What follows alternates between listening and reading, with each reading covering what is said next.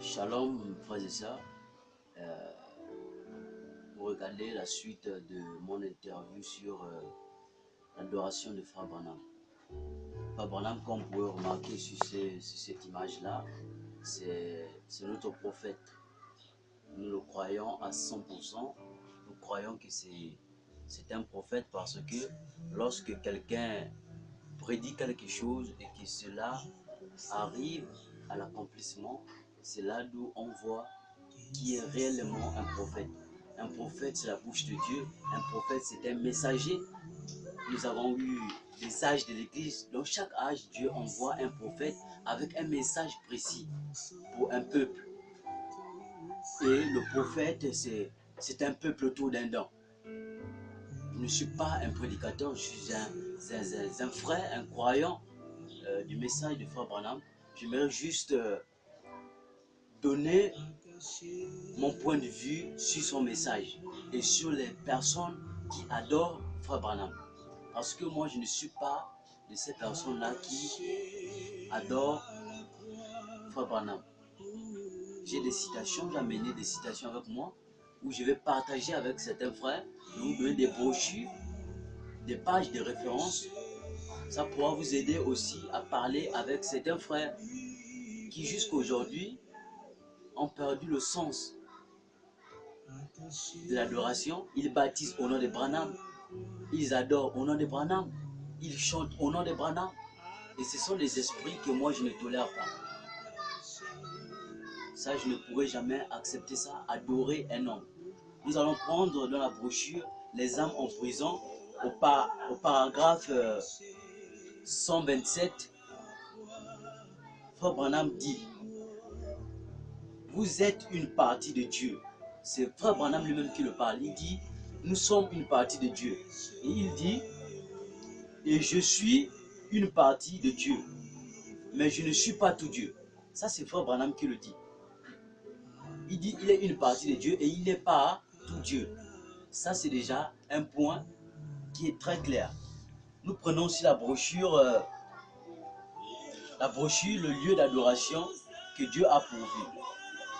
Il dit: c'est Jésus le lieu d'adoration.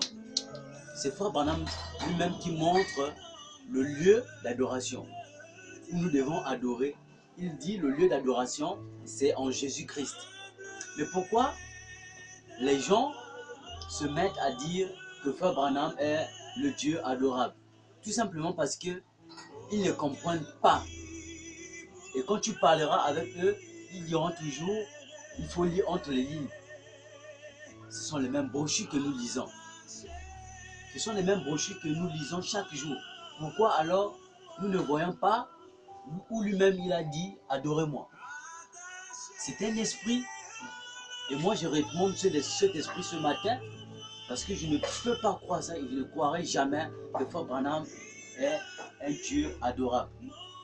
Nous prenons la brochure Shekinah, page 23 au paragraphe 124. Je répète, la brochure Shekinah. Pour les lecteurs, c'est une référence. Brochure Shekinah, page 23, paragraphe 124. Frère Branham dit clairement, il dit: je ne suis pas tout Dieu, et vous non plus.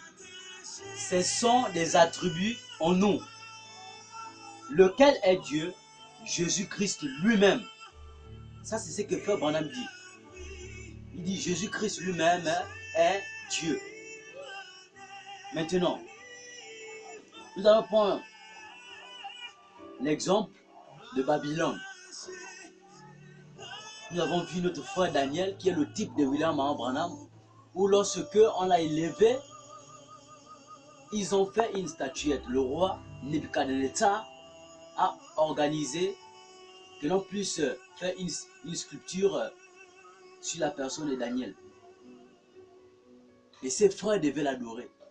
Il y a eu Shadrach, Meshach, Abednego qui se sont opposés pour dire que non, nous ne pouvons pas adorer, c'est notre frère.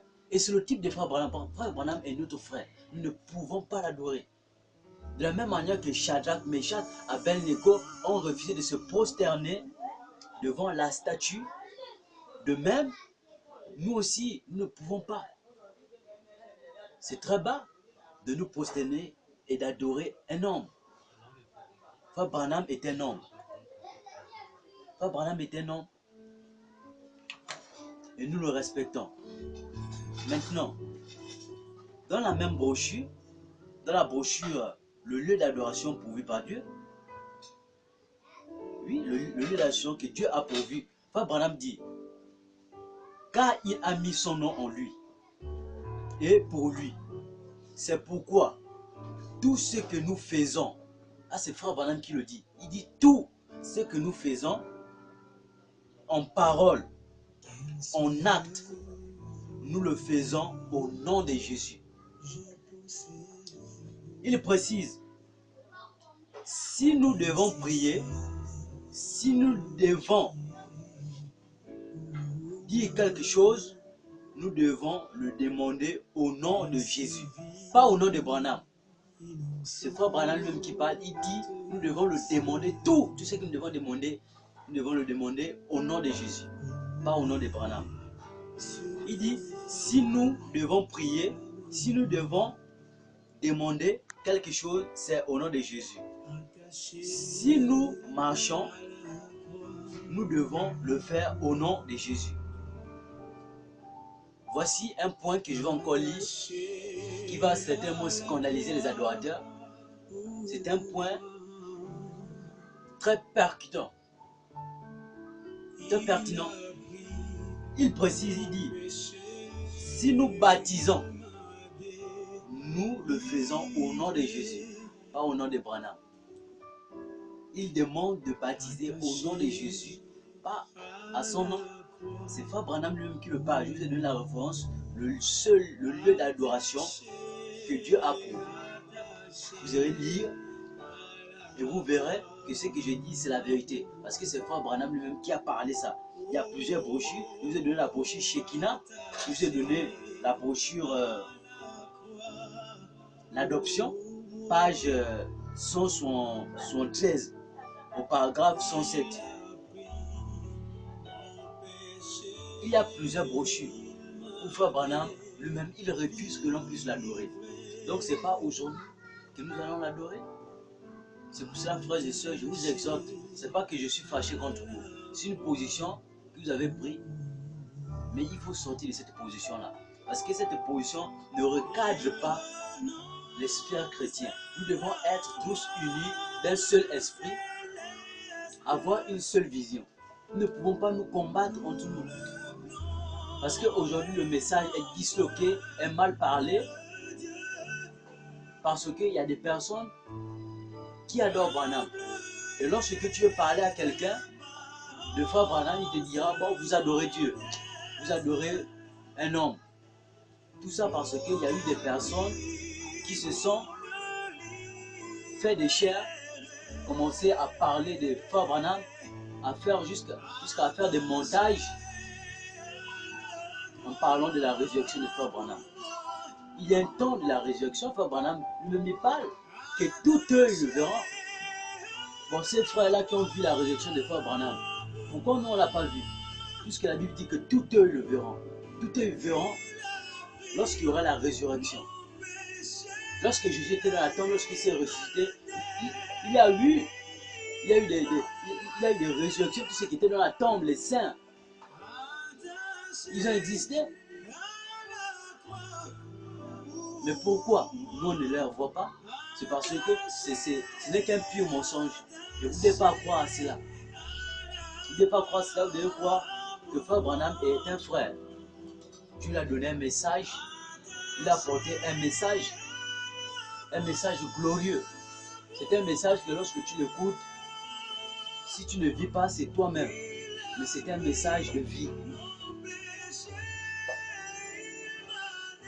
Comment? C'est ce que je tenais à vous dire. Et que le Seigneur vous bénisse.